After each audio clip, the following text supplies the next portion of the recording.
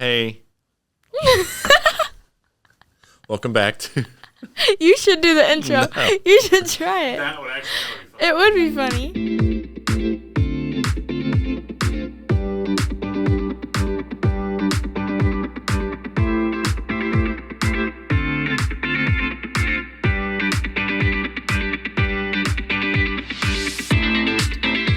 Hey guys, welcome back to Those Who Trust. We're so happy to have you here. This is our first episode of the new year. We have David Gulliford back with us. He's our second time guest. Am I saying that right? Yeah. Yeah. Goal achieved. Yeah. I'm He was proud. excited about that.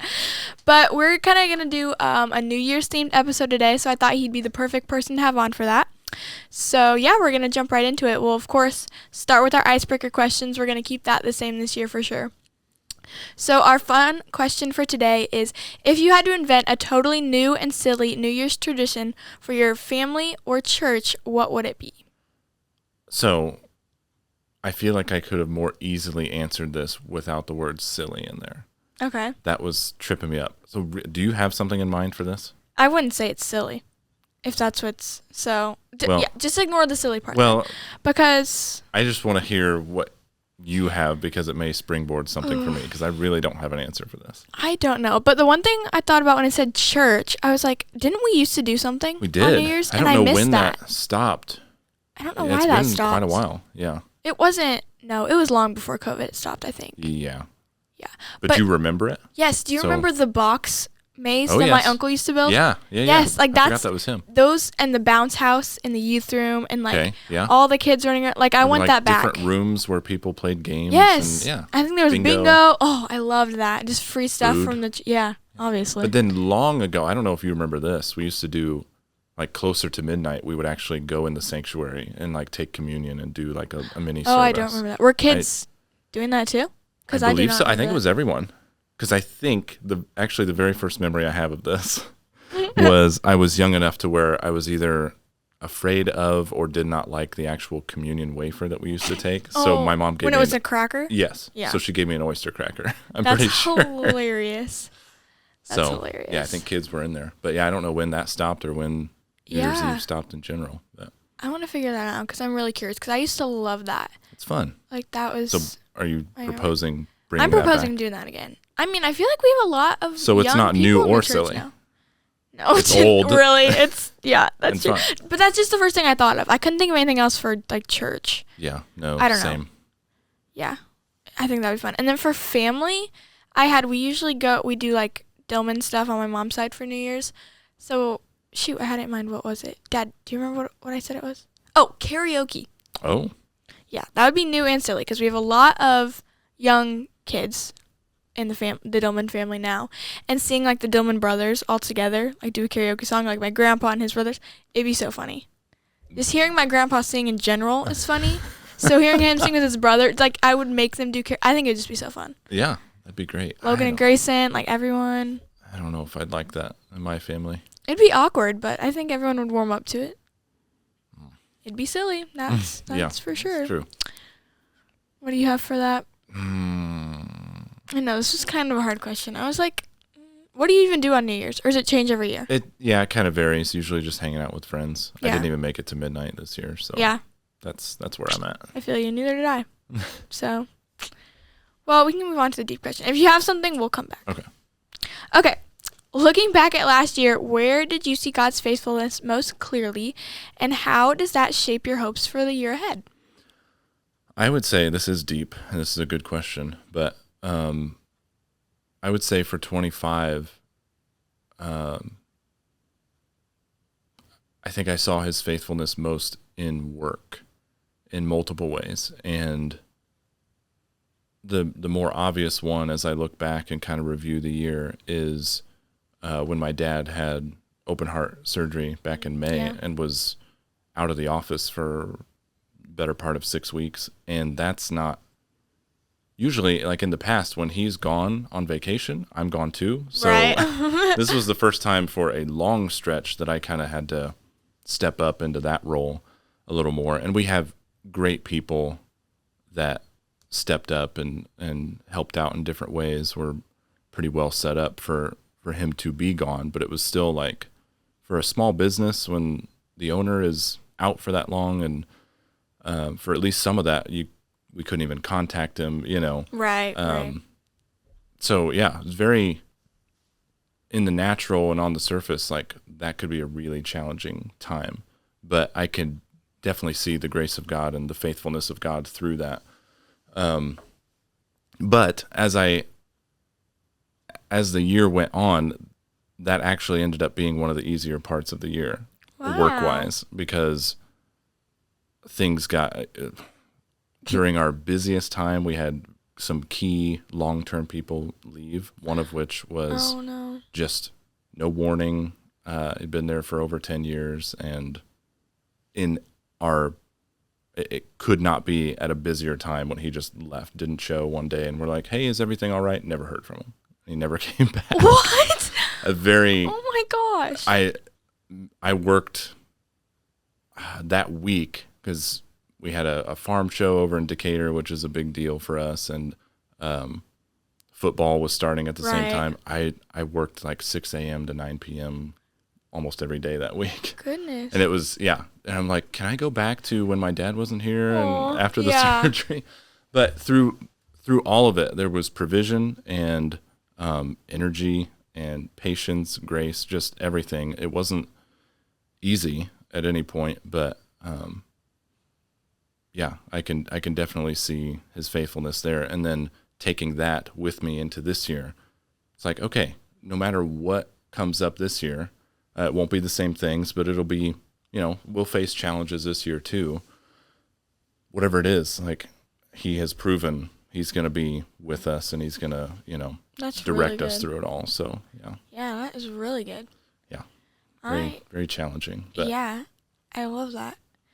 And even, like, I love how you said, like, even when God gives you, like, patience and joy and, like, hope, even, like, if your circumstances, you don't see it right away, you know what I mean? Even those, like, feelings and that comfort is enough, you know what I mean? That's really good. That's really good. I would say for me, I would definitely say in school, especially the last half of the year, like junior year, everyone says it's like your hardest year, and I've really seen that, especially with everyone like coming at, like teachers like helping us prepare for college. It's just been a lot, you know what I mean? So I've just seen God's faithfulness like to keep me on track with like what he's put in my heart and what he's like called me to do, you know what I mean? So I feel like keeping my eyes on that, and he's helped me like keep my eyes on him when friend groups have changed, teachers are changing. We've got, I don't know, some teachers who are really hard to like work with and learn from, and just things like that, like all the things I've still done really good this year, and I'm so thankful for that, and it's only because of his strength and his wisdom that he's given me. So I'm so grateful for that. So just another semester to go, and then it's senior year. And then senioritis. I know. That's which I'd rather have than junioritis, which I'm feeling a lot. So that is definitely, I mean, I've seen God's faithfulness in so many areas, but that's a big one because school's my everyday life. Sure. That's like my job right now. Right. So, that's but good. I've also seen his faithfulness a lot with the bank. That was a big transition for me because that was like my first real job. When did you start that? May. Oh, wow. Maybe June. I started like training around that time, but it was like, I will say it was harder than I thought it would be.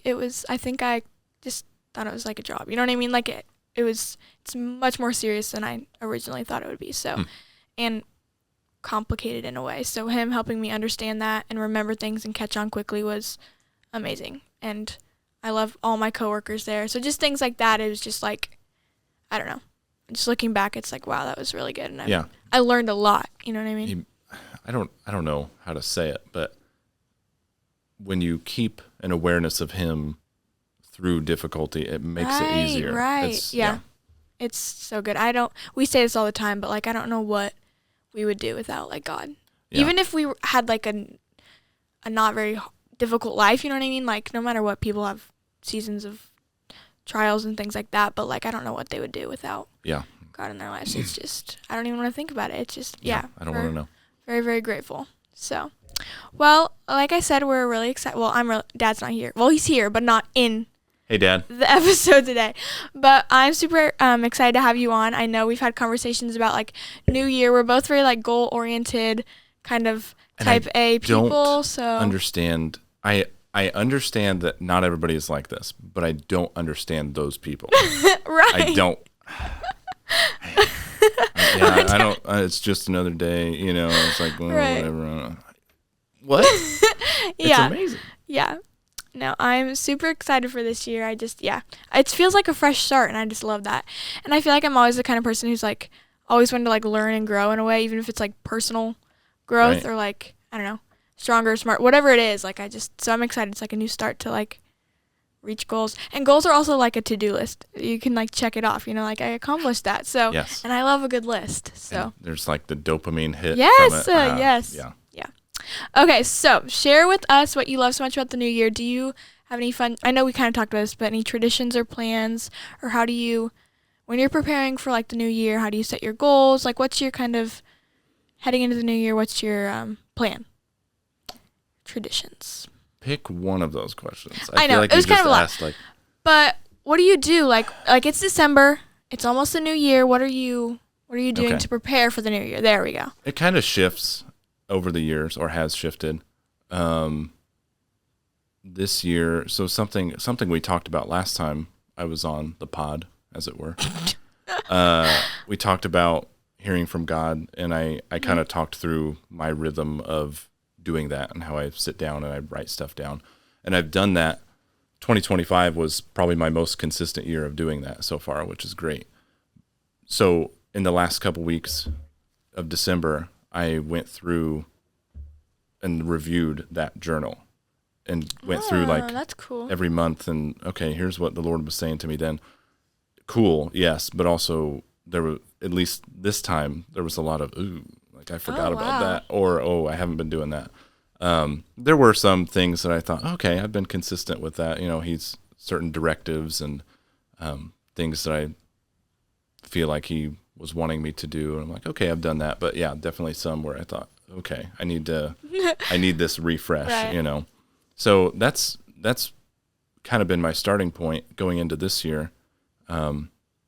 Looking back at last year and seeing what areas I should have been growing in, maybe more, and really buckling down a little bit more on those going into this year. And I talked about this a little bit last Sunday when I spoke here, that in past years when I was younger, I would just set goals based on things that I wanted to do, which is not bad. But for me, if there's not the weight of,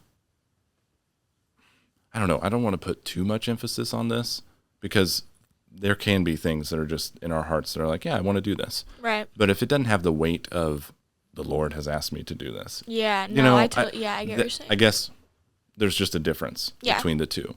I try to take those things a little more seriously. Also, I also know if it's something He's asking me to do, the grace will be there to do it. Mm-hmm. If it's something that I just want to do, I don't know. Yeah. The pattern I've seen is that you get a few weeks, few months in, and it fizzles out, and and then you're just depressed. Or at least I am. But so now my approach, I listened to a message. I think we've talked about Preston Morrison before. The ones that like The series. Pillar Yeah, series, I listened to those a couple New Year's ago. Okay. A couple years ago. Because those were some of the first messages I ever heard from him. It was the end of 21, I believe. And so he talks about spiritual, physical, emotional, relational, professional, financial. And the professional one, I know doesn't apply to everyone. Like even for you, you have a job, but it's school, Right. or for people that are retired or stay-at-home parents or stuff like that. Time, just kind of how you're using the bulk of your time. For the people that work, that is what that is. But so I ever since I've heard those messages, those are the areas that I try to set goals. See, that's what I try to do. Yeah. Which after hearing the structure of that is just, it makes me happy. But some of those are easier to set goals in than others. Right. The emotional one has been a challenging one for me. It's like, how do I measure emotional growth? But anyway, so what I have done the last couple of years and coming into this year, and I may be answering questions that are later that's on, fine. but sit down with the Lord and I ask him over time. I don't try to do it all in one setting, but God, what does stewardship, just taking one pillar, God, what does emotional stewardship look like for me this year? And just listen, and try to, hear whatever it is that he may be directing me to do in those different areas. And it does kind of frustrate me when I feel like it's not something measurable. Mm-hmm. But yeah, for me, it's a lot of, maybe not even a lot, but just little adjustments here and there, going from one year to the next. I'm not as much of a, I'm going to lose 10 pounds. I never really was wanting to lose weight, but those kinds of goals, right. Not that they're bad, but yeah, now it just looks more like, okay, I'm going to add this in to my spiritual routine or whatever. I like that. Yeah. So that's kind of what it looks like. More. That is really, really good. I do like that. Yeah. I love how your first thing is always hearing from God. I feel like I have heard from God before, and I feel like it's different for everyone. But how do you feel like that that's what he's asking you to do? Does that make sense? How do you know okay, that is something I need to work on, or that's something he's wanting me to work on or do? I think it's one of those when you know, right? Or when you hear. That conviction maybe a little bit. It just hits you in a certain way where you're yep. I don't know. There are times when I hear from God. It's never been an audible voice, but just the impression. I think you understand. That kind of terminology, but there are a lot of times where it's something where I think I couldn't have thought of that on my own. So I take that as I know that's him, because I wouldn't have come up with that myself. Yeah. But there's also times where it's something that just resonates. I hear something and immediately it's I already knew that, so there those two different ways of hearing that. There's just something about certain things that just hit you in such a way where you're yep, I know I need to be doing that or whatever. And he's gracious enough with me a lot of the times to bring it back to the word, something either I've been reading or something he'll remind me of, to kind of ground it even further. This isn't just me thinking of something. This is word, and this is this is the Holy Spirit really trying to get through to me on something. So yeah, that's very helpful. Well, that's good. Really good. That's really good. So yeah, you already answered how do you make some New Year's goals. What do you think are some big focuses for you in the new year? Oh. What would you say? Maybe not specifically what are your goals? I don't know. Foci? Is that what you meant? Foci. What? Is that how I spelled it? I'm kidding. No. Oh my God. Focuses. Foci? Faci? We did that last time, I think. Faci. The same joke. Let's see. I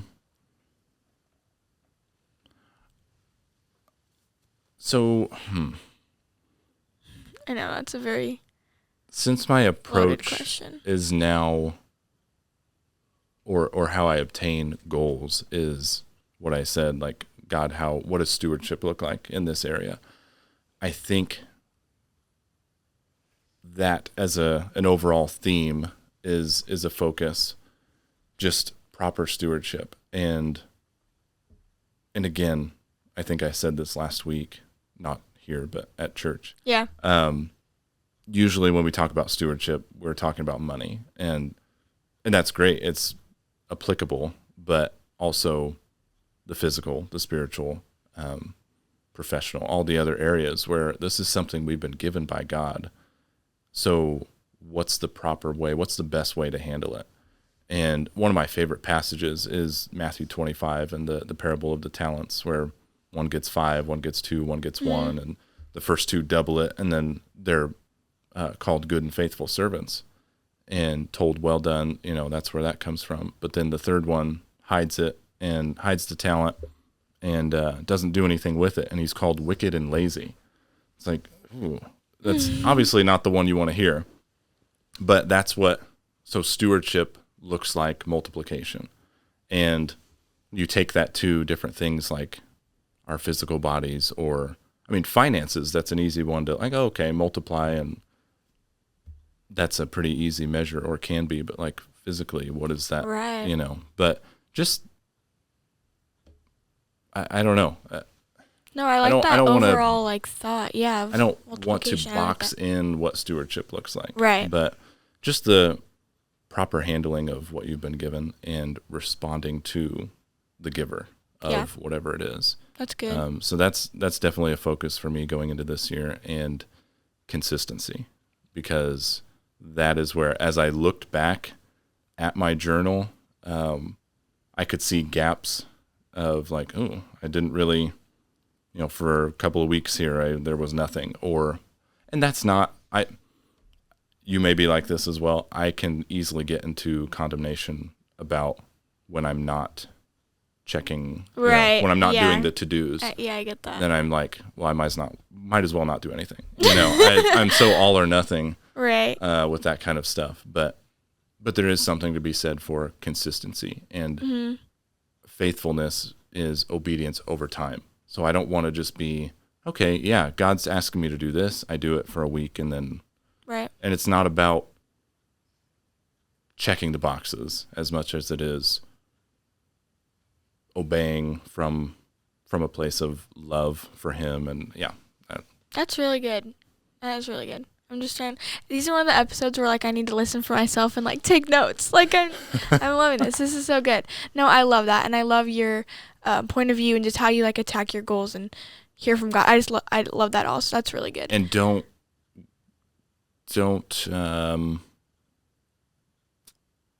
hear me as like, and I do this perfectly, because I clearly don't. Right. But yeah, Who that would? is But no, I just love that like focus and intention and just how you approach that, because I can say like I am the kind of person who I do try to hear from God about my goals, and I do set goals in like those categories again. But I mean, my goals kind of are more of like a check that off the box, like a, I don't know how to explain it. More of the first way you said the goals, like the which no, it's not bad, but no, I do want more intentional goals, because I make a board for my goals. I've got like pictures of like the books I want to read, some of the things I want to do, and like up top I've got like a concert I'm going to this year, my word of the year. It's like a cute little vision board kind of, and then I'll have the slips of paper with my goal like written down. And I will say, like, I went back to redo my board for this 2026. 2025 I probably completed like half of them, you know what I mean, which isn't bad, but like those goals that aren't, you get that percentage higher, like, and those goals that aren't necessarily always from God, you're right, like I'll forget about them a couple months later and don't care as much to actually get them done. So it's like things like that. I do want to work on that each and every year more, like getting actual good goals, like hearing from God, things that are like more fulfilling, if that makes sense, and will make my year better, my relationship better with people around me and with Him. So I just love how you do that. So I will definitely be trying that. You know what I mean? Like taking a different approach in different ways, but it's helpful. Yeah. The vision board you talked about, where does that stuff come from? Is it a lot of, these are things I want to do this year, or is it kind of just things that have been in your heart, or kind of both? It goes, so yeah, like I'll on Canva or something, I'll do like the slides of all like those pillars, the spiritual, physical, all that stuff, and I'll write down like goals for it. And then I'll just like, pin them up there. But I don't know where it's like sometimes I'll pray about them and hear from God. It's more like stuff I want to achieve. Like I remember last year, it's read the whole Bible or invite someone new to church. Like those were kind of in that spiritual area. Or I know my cousin makes really pretty like painted Bibles. So I was like, okay, I want to give someone that, start a conversation. So like little things like that. And my goals in a way are kind of like also to get me out of my comfort zone and to like do something, you know what I mean? Yeah. So in a way they're kind of like that, but from year to year they change. I don't know. It's just kind of stuff I like want to achieve, want to do. Yeah. But also at the same time, I kind of, some of them it's like I hear from God about like, oh, this would be really cool if I could. I don't think there's, from my experience over the years, I never set a bad goal. Right. There's like, no, that just doesn't make sense. But I guess the difference between good and best, you know, or Yeah, no, that's or not good. even Yeah. not even that, but also achieving goals that I will actually, or setting goals that I'll actually achieve Right. versus not. Yeah. No, that's As I really good. as I have gotten older, I'm looking at, okay, where have I failed? Why have I failed? Let me try to make some adjustments. You know, still happening now because again, it's not like 2025 was perfect. Right. So, you know, just Right. still looking at it and assessing, and like you said earlier, just always wanting to learn and grow and do better. Yeah, and that reflection is definitely a key part. I don't think I did enough of that this year. I was kind of just like, oh, I need to hurry up and make this vision It's board before I hard to don't do. have time. You Right. know what I mean? It's like hard to do when Christmas is right Right, there. right. It's like you get busy, and yeah, if you only have that small chunk of time Right. between Christmas and New Year's, it can get kind of abbreviated. But Yeah, agreed. Well, yeah, that's really good. Now, I have a question for you. Do you do like a word of the year? yes, You do? I do. Okay, what's your word for this year? If you okay with sharing. It's macaroni. I'm kidding. I've done this. Not that. I've done a word for the year, I think, for my whole adult life. I don't know for sure when I started it. And I wish, if I really thought about it, I could probably think of every one that I've done so far. Really? There have been different ones, but this year I was trying to think of how I got here. I talked last Sunday about, I was at least somewhat transparent in saying that in 2025 there were too many areas in which I just kind of did my own thing, and rather than what he wanted me to do. And some point in the fall, I actually wasn't even praying. I don't know what I was doing, but I felt like God kind of interrupted whatever it was I was doing. And he just asked me, and again, I don't want to make it sound like, I don't know. I do hear from God, but I don't know. I don't want it to be like, oh, I'm this. I you know. know. I totally get what Okay. you're saying. Yes, Well, good. yes. You understand. Okay. But I felt like he interrupted me. It was like, why are you doing this? Why are you doing what you want to do? And just, you know, you can't not be honest with God. I mean, you can try, Right. but I was like, it's fear. It's fear that if I don't do things my way, then they won't happen the way I want them to. That struggle is real. Yeah. And so my mind immediately goes to, you know, 1 John 4, perfect love casts out all fear. So I know wherever there's fear, there's a lack of understanding of his love. And so Wow, through that's that good. and through a couple other things that I was praying through and thinking about, the word that I believe he dropped into my heart was the word beloved, and which is also what my name means. So David means Really? beloved. Yeah. So I think that knowing his love is at the root of everything else. Like everything else I am in Christ, you know, it's all grounded in that. And I think it's such a simple concept, but it's so foundational that, you know, if you're building something and you skimp on the foundation, then the rest of that project is not going to go well. So it's a very kind of a humbling word to get to feel like it's so basic, but I look forward to, because if you've done words of the year, you know, then there are so many layers to it as you know, pray through it and think about it, and then it's the word and the concept are just everywhere after you know, like, I don't think I saw that word that much before, but then it's highlighted to you. But yeah, I love that you're doing that. Me and Courtney, your cousin, obviously, and she's been on the podcast with Emily, if you guys remember that episode. We are doing like trash episode, by the way. Kidding, I'm kidding. I watched it, or I listened to it. It was good. We are doing a devotional book together. Nice. And doing the Bible recap with Tara Lee Cobble. Tara Lee and I have been good friends for a long time. Kidding. Have you done it? I have. I am loving it. I have not done all of it. I should say. You haven't done all of it. Well, that's okay. Does she change it every year? I think she adds on to it. But okay. I don't know if that would count as like the Bible plan in the Bible app.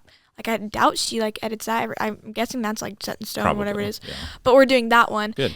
And like that is like her whole theme is like he's where the joy, where the love is. Yeah. Like that, like love, I've just seen so much more like through God. I was struggling a little bit with like feeling condemnation towards so many things, like, oh my gosh, if I don't do my devotional in the morning, God's gonna punish me or something. Right. And that's not the way to think of it. So I think just through doing that book with her and doing the Bible recap and having like intentional Bible study time, not just reading it and checking a box off, I've just like noticed God's love so much more, and I've felt that so much more.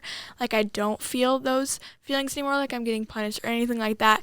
And yeah, so I do love that you said that, because I have felt a connection these last few months with like the surrounding of God's love. Yeah. And yeah, I love that. So that'll be a really good I'm word for looking you forward this to year. it. I've done Word of the Year. This is my 3rd year doing it. And I will say the first time I started doing it, my aunt has always done Words of the Year. And so one year I was like, you know what, I'm going to do one too. And I just picked a random word. Like it was more something I needed to work on with God. And so it was like trust. And I was like kind of like, I don't know if it really not helped, but like if my year really symbolized that at all. And then last year was balance, which I think, especially towards the end of the year, I think I really, like through prayer and a lot of like some struggles, I really got to that, a good balance of, you know, letting myself just like relax a little bit, like, you know what I'm saying? And then this year, I don't know how this word came about, but mine's surrender for this year, which is also kind of going back to trust. It is something like I need to work on, is surrendering things to God. So that's kind of how my words of the year have come about. It's kind of just things I need to work on, stuff I want to work on in my relationship with God, and stuff I feel like he's put on my heart. But yeah, I'm hoping this year I can, pray about that word more. I'm tired of like just having a word and then forgetting about it, because like I honestly forgot what my word was for this last year. Like if you would have asked me a couple months ago, like I don't remember. I'm sorry. I had the same experience just a couple of months ago. I was thinking, what? I was thinking of my word from 2024, and then at some point in the fall, I was, what is my word for this year? And I remembered that it was behold, and then I remembered, oh yeah, I preached a message called Behold at the beginning of the year. Whoops. So, yeah. They do kind of stack on each other as well. You don't okay, now I'm done with that. Right, which makes sense. But I do want to try to have the word of the year more present in my year. You know what I mean? Keep more intentional about it. Exactly. Yeah. So it's kind of on my list of like prayers each morning. Like I want to keep that word in the forefront of my mind this year and actually use it in a way.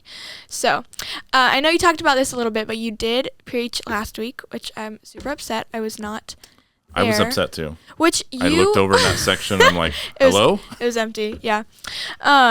So I feel like, didn't you say you preach pretty much every week after Christmas, like every year? It's the 3rd year in a row. It has been? Yeah, okay. I guess I've never noticed it. I feel like we haven't missed it every year, but I'm pretty sure we probably have. We always go to Missouri after Pastor Scott Christmas. Is almost always right. Beth's Which family, makes sense. It's a perfect time for you to do it, but I'm always sad because it's probably most likely always been about New Year's, right? You said around that, and that's definitely right up my alley. Right. So, but I did listen to it online while we were driving, so that was fun. So I do want to talk about your sermon just a little bit, and I loved the theme of it and how you just so many different areas you hit, if that makes sense. So I loved how you said like a restart must start with God. Again, how you talked about hearing from God in the new year. And I loved all of your like points. You're so easy to take notes with, by the way, just always your questions and all that we write down. But I do want to talk a little bit about following and allowing God's moves and kind of saying yes. I know that's kind of can be really hard, especially if you don't exactly know what God's asking you to do. And I know obviously saying yes or allowing him to move can be scary. So I don't know, how do you kind of move past those fears and challenges? Yeah, I think that's something that we develop in the longer we walk with the Lord, for sure. And I feel like I sound like a broken record when I say some of these things, but one key thing is being able to recount his past faithfulness. Like that question we started with, really, the icebreaker. Where have you seen his faithfulness, and how do you take that into the next year? I think that's huge, where the more experience we have with him, and because he's always good, he always comes through. The more we kind of stack up those experiences, the easier it becomes when the next thing comes around that's challenging. And I talked about this in a message before. I don't remember which one or when it was, but just kind of as an example of this, back when I was just out of college, university, as it were, real college before Bible college. Not that that's not real. Anyway, I was still living here. I hadn't gone to Bible school yet, but I was still living with my parents. I felt the Lord in leading me to increase my giving, and it was, again, living with my parents. I didn't have my own bills really at that point. I wasn't making a car payment, house payment, anything like that. So looking back, it seems like, that would have been a pretty easy time to, increase my giving. Sure, no big deal. But it was a big deal. Because I did have some things that, I was looking to save for, and Bible school being one, right. Thinking ahead to that. But I did it. I was obedient to increase my giving. And then I think maybe within a month or two of that, I was given an increase at work, like a raise. Wow. And my dad, who's my boss, had no idea about my increasing my giving. So it was just a cool thing to see that close. And it's not like, every time you increase your giving, you're going to get a raise, but something that was an anchor moment in that pillar, really.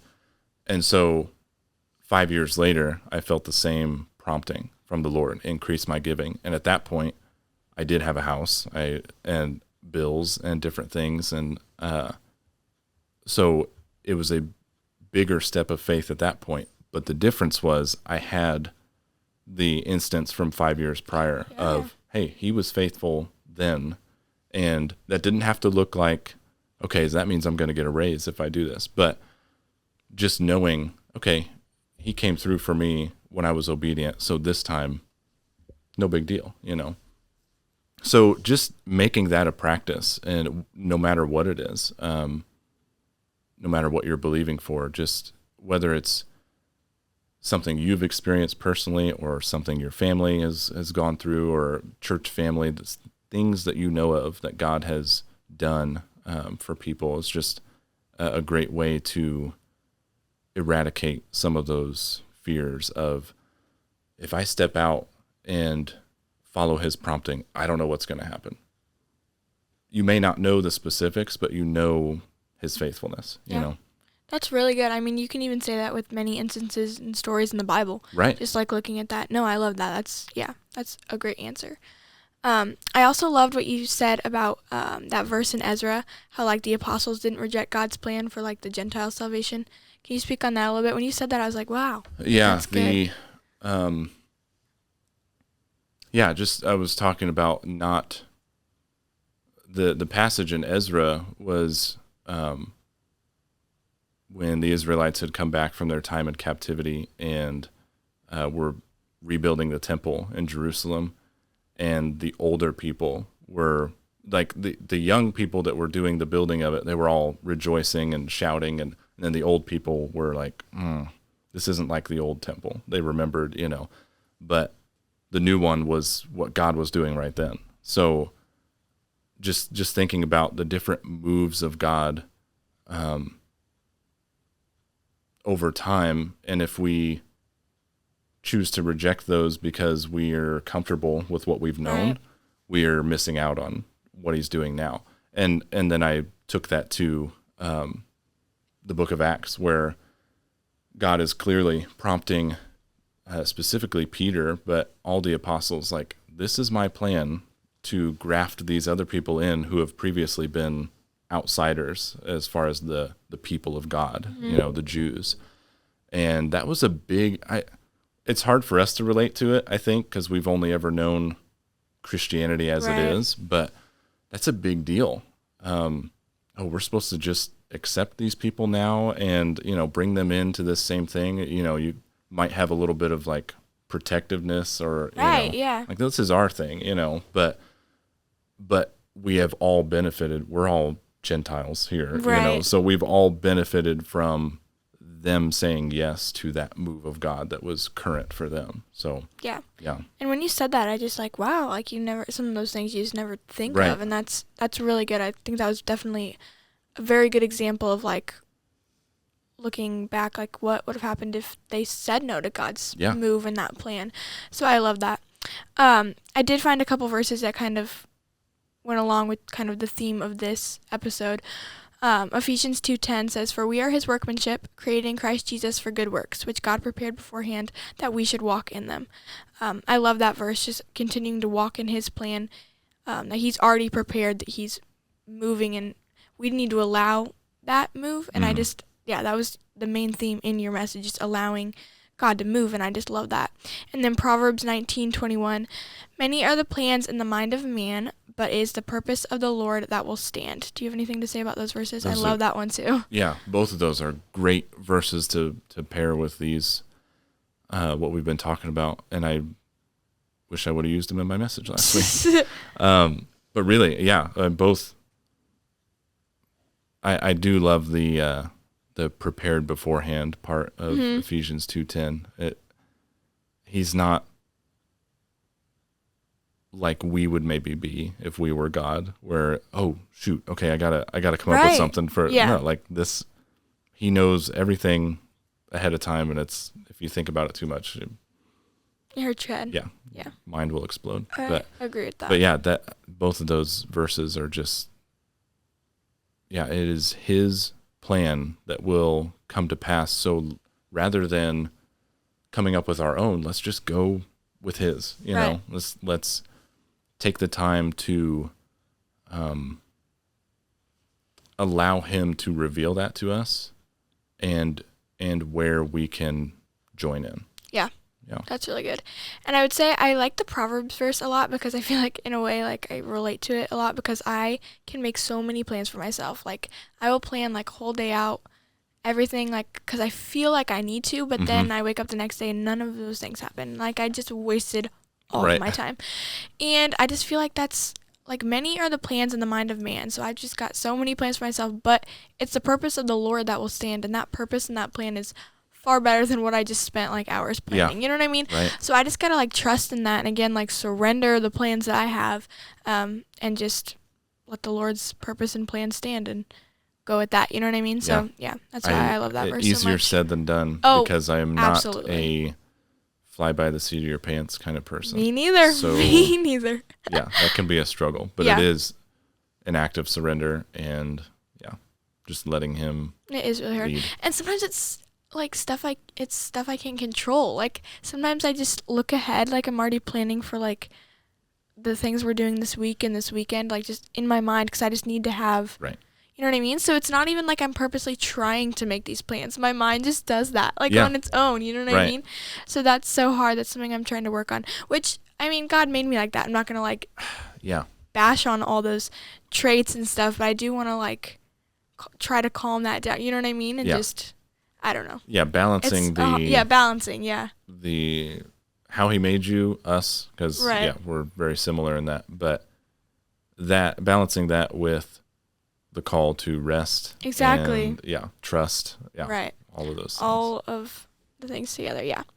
The last thing I kind of want to touch on is I loved the part of your message where, I don't even know what you want to like call this part, but the one where you have the points of like. Yeah. You want to go into that a little bit? I can. I don't know how you started that in the message, but I wrote that down because I wanted to hit on it. Exactly. I know it had something to do with Ezekiel 47:1-6. Yeah, I don't remember. Maybe we should have pinned it up, but.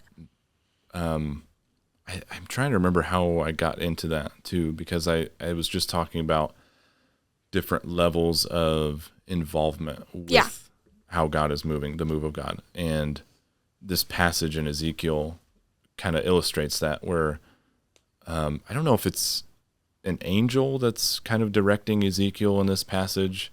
I think it just says a man, but I don't know. But it could be Jesus. I don't know the context off the top of my head, but he's taking Ezekiel through this kind of prophetic vision, and takes him through water, and he goes out 1,000 cubits, and it's at his ankles, and then 1,000 more, it's at his knees, and then his waist, and then it's too deep to stand in, so he has to swim. And water, in a lot of places in scriptures, represents the Holy Spirit.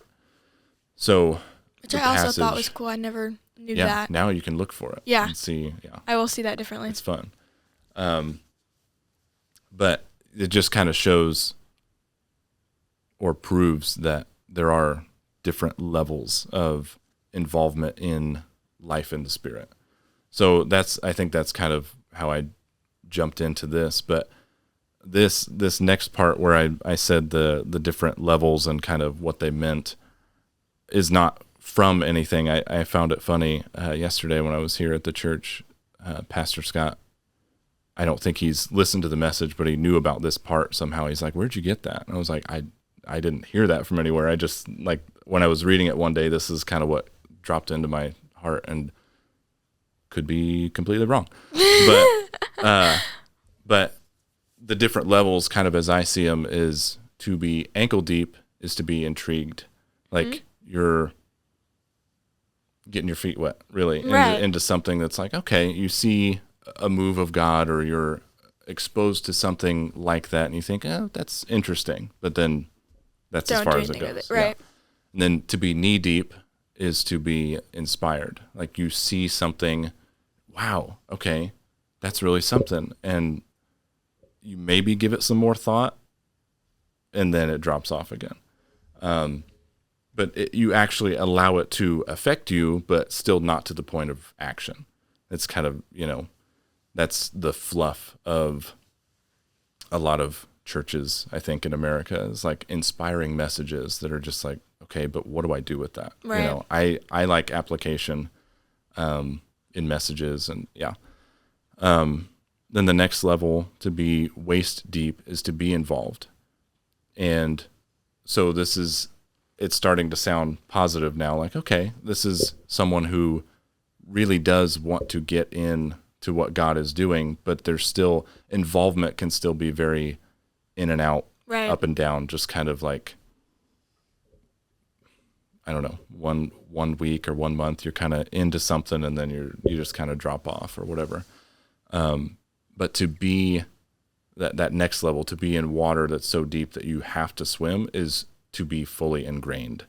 And as I was sharing this, someone was talking about this with me this morning too. And as I'm sharing this, I know that for the most part, I probably sit in that waist deep level, somewhere in there where I'm involved, but am I fully ingrained? And what does that look like? And I brought up Jesus in John 5, I think, where he says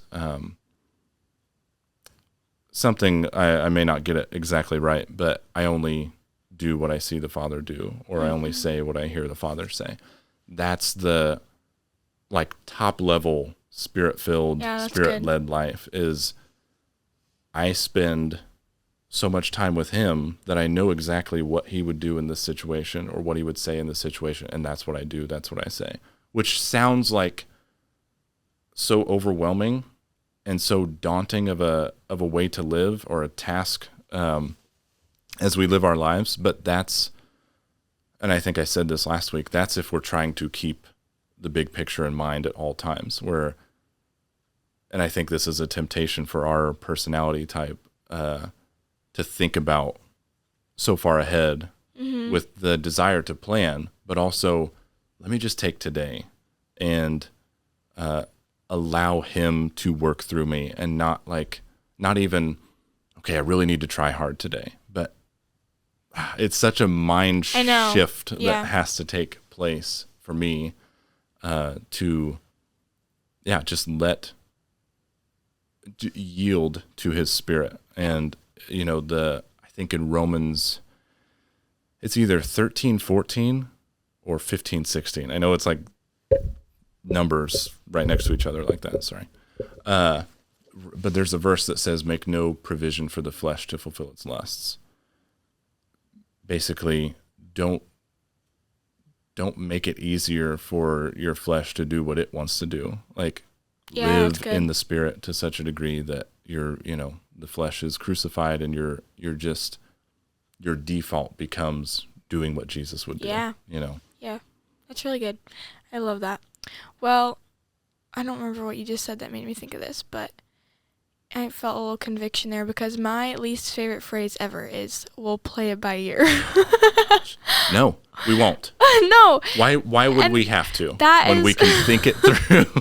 That is going to be one of my goals this year is we're going to play it by ear. We're going to let God work. That's going to be... Let go and let God. Yeah. I don't want to. Good. Did you just come up with that? I've never heard that before. I love that. I need to write that down. Say it again. What is it? You're kidding, Let right? go and let... I've never heard that before. Let go and let God. You've never heard that? Wait, is that part of a song? Probably. What? Actually, I think it is. It I think is. it's on WBGL. It is. That's hilarious that you've never heard I've that. never I thought heard you were that. just playing with me. No, it's like on every let mug. Let go and let God. Yes. It is on WGL. Yep. Like I'm Colton hearing Dixon or something. Maybe Yeah. not. I don't know. That's funny. That needs to be like in the forefront of my mind this year. for Let real. go and let God. That's good. That's good. Sorry. That's so funny. Just It's like such a nowhere. cheesy phrase, But it's good. but it is so true. Good. I love that. Especially for people like us who don't want to do that. Exactly. I'll- That is good. I'll do this. That's really good. Jesus, take the wheel. That might be another That's a good one. phrase. I've heard that one. Oh, okay. Oh, that was good.